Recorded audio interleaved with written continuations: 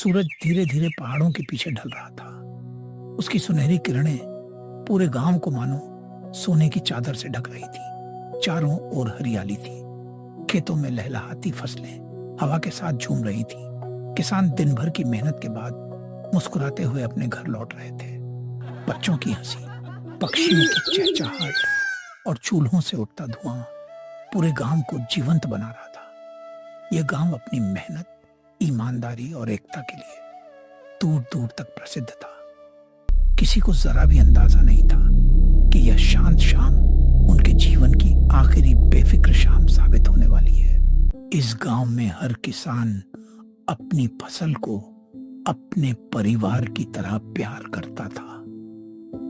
लेकिन हरी राम के लिए यह खेत सिर्फ जमीन नहीं, उसकी पूरी जिंदगी थी।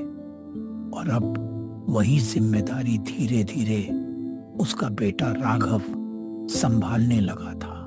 बाबा, इस बार की फसल देखकर मन खुश हो गया। बेटा, खेत तभी मुस्कुराते हैं जब किसान अपना पसीना ईमानदारी से बहाता है। हरिराम का सपना था कि एक दिन राघव उससे भी बेहतर किसान बने और पूरे गांव का नाम रोशन करे। बाबा, इस बार फसल बिकेगी तो मैं आपके लिए नया हल और 2 बैल खरीदूंगा। अरे पगले, मुझे नई चीजों की नहीं, तेरे साथ की जरूरत है। मैं हमेशा आपके साथ रहूंगा। दिन भर की मेहनत के बाद दोनों रोज की तरह घर लौट रहे थे। उन्हें क्या पता था कि यह उनकी साथ बिताई आखिरी शांत शाम होगी। जल्दी चल बेटा, तेरी माँ हमारा इंतजार कर रही होगी। आज तो मैं माँ से कहूंगा कि वो मेरी पसंद की खीर बनाए। दोनों हंस पड़ते हैं। रात धीरे धीरे अपनी चादर पूरे गांव पर फैला चुकी थी। दिन भर चहल पहल से भरा रहने वाला गांव अब गहरी खामोशी में डूब गया था। खेतों में बस हवा की सरसराहट सुनाई दे रही थी। लेकिन उस सन्नाटे के पीछे कोई और भी था।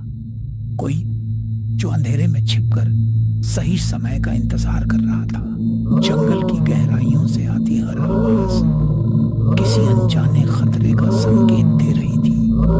लेकिन गांव वालों को अभी तक इसका जरा भी एहसास नहीं था। जंगल की गहराइयों में छिपा वह खूंखार राक्षस आखिर अपनी गुफा से बाहर निकल आया। कई दिनों से भूखा वह अब अपने अगले शिकार की तलाश में था। उसकी पीली आंखें अंधेरे को चीरती हुई गांव की ओर बढ़ रही थी। उधर गांव का एक किसान हमेशा की तरह अपनी फसल की रखवाली कर रहा था। उसे लगा कि शायद कोई जंगली सुअर या नील गाय खेत में घुस आई होगी। लेकिन इस बार खतरा कुछ और ही था। लगता है फिर कोई जंगली जानवर आ गया। आज इसे भगाकर ही दम लूंगा। अचानक अंधेरे को चीरती हुई एक भयानक दहाड़ गूंजी। इससे पहले कि किसान कुछ समझ पाता, राक्षस बिजली की तरह उस पर टूट बचाओ, कोई है।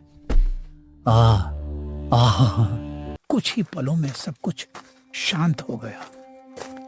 राक्षस अपनी भूख पूरी करके वापस जंगल चला गया। अगली सुबह हमेशा की तरह सूरज तो उगा, लेकिन इस बार वह अपने साथ खुशियां नहीं बल्कि एक ऐसा दृश्य लेकर आया जिसे देखकर किसी का भी दिल दहल जाए। खेत के बीचों बीच उस किसान का निर्जीव शरीर पड़ा था। उसके चारों ओर पूरे गांव के लोग इकट्ठा हो चुके थे।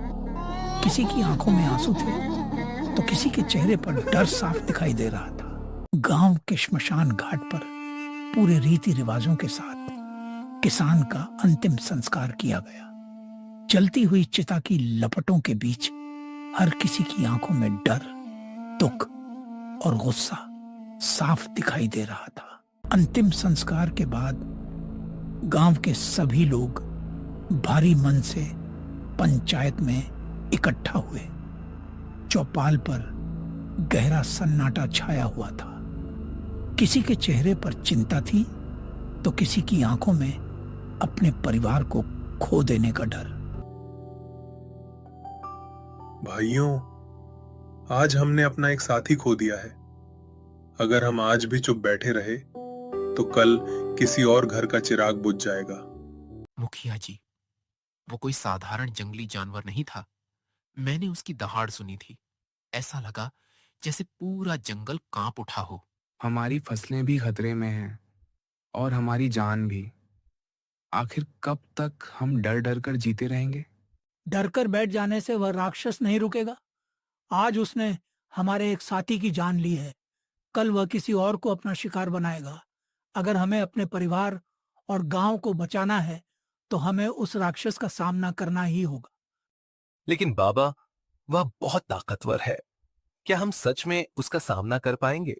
बेटा, जब पूरा गांव एक साथ खड़ा हो तो सबसे बड़ा राक्षस भी ज्यादा देर तक नहीं टिक सकता। ठीक है, फैसला हो चुका है।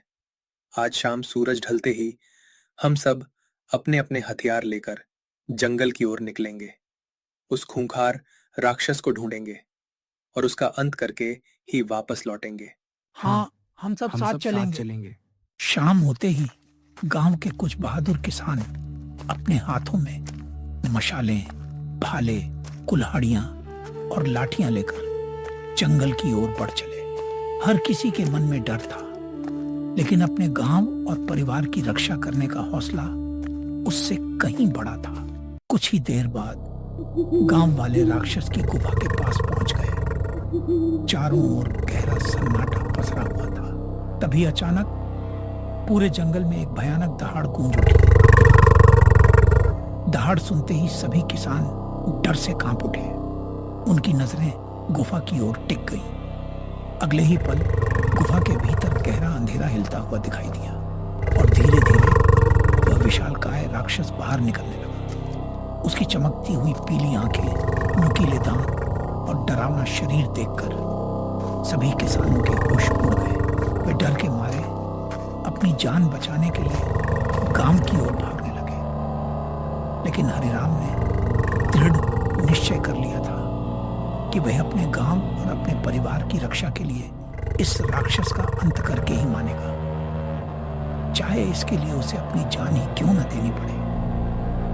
अचानक राक्षस पूरी रफ्तार से हरिराम की ओर झपटा और अपने विशाल पंजों से उन पर जानलेवा हमला कर दिया और हरिराम वीर गति को प्राप्त हो गए। उधर जान बचाकर भागे किसान दौड़ते दौड़ते गांव पहुंच गए। उनके चेहरे पर डर साफ दिखाई दे रहा था और उनकी सांसें तेज चल रही थी। गांव के सभी लोग चौपाल पर इकट्ठा हो गए। कांपती आवाज में किसानों ने जंगल में हुई पूरी घटना सबको सुनाई। उन्होंने बताया कि कैसे राक्षस ने हरिराम पर हमला किया और बहादुरी से लड़ने के बावजूद उन्हें मौत के घाट उतार दिया। यह सुनते ही राघव के पैरों तले जमीन खिसक गई। उसकी आंखों से आंसू बहने लगे। पूरे गांव में सन्नाटा छा गया। राक्षस के आतंक ने पूरे गांव की खुशियां छीन ली थी। हर कोई डरा हुआ था कि न जाने अगला शिकार कौन होगा।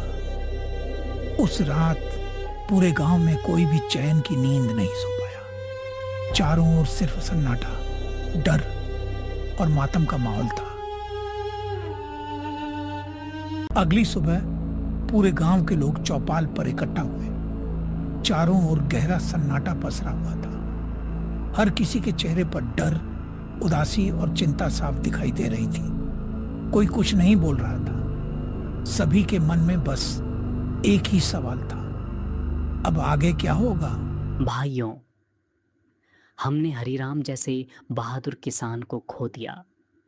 अगर हम यहीं रहे तो वह राक्षस एक एक करके हम सबको मार डालेगा।